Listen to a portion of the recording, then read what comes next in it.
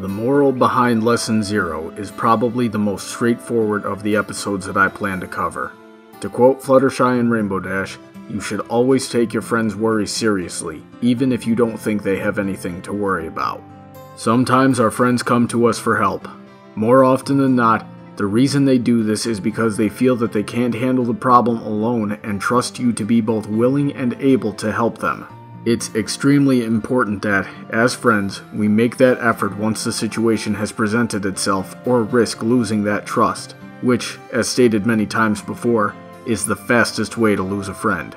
Taking your friend's problems seriously along with them will make it easier for you both to tackle whatever the problem is head on and solve it even quicker than what could have been done alone. If it could have been done alone. However, leaving your friends alone with their problems can often turn into something fairly comparable to what we saw in this episode, as it's very rare that problems which can't be solved on their own will go away on their own if they're ignored. Actually, they tend to fester and get worse.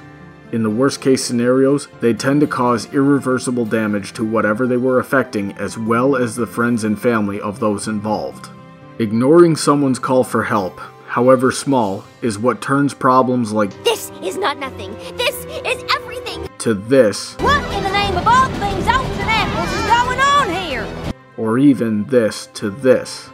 The complacency involved with ignoring the worries of a loved one is a concept that has always gone over my head. You should always care about your friends and family to the point that it should hurt you to see them hurting and thus resolve to ease that pain by confronting the problem, not by numbing the pain with ignorance. Especially if it really is quote-unquote sweating the small stuff. If anything, in this case, helping your friend tackle the problem is a small sacrifice of effort in exchange for a time of peace. And I'd say that's a worthwhile sacrifice. But there's another side to this as well.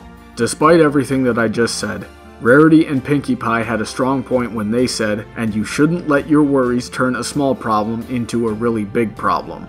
While I'm all for not ignoring the plight of our friends, having seen it and been on the receiving end of that complacency too many times, there is a point, usually early on in the problem, that we have to take a calming breath and step backwards to examine the issue in its full scale. It falls on us to have a realistic viewpoint on how minuscule or grandiose something actually is. After all, when has overreacting ever been conducive to any situation?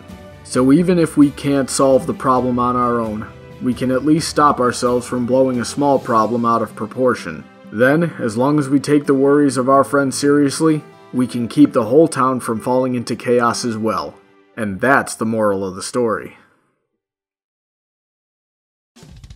If you have any thoughts on this video, or would like to hear something discussed, you can leave a comment below, or drop comments, questions, topic suggestions, and review suggestions by following Brawnybuck on Tumblr, or sending an email to bronydebates@yahoo.com. Also, feel free to check out my Patreon page to see how you can support my channel and what you'll get in return. Big thanks to all of those supporting me already. Have a great day, and I look forward to hearing from all of you soon.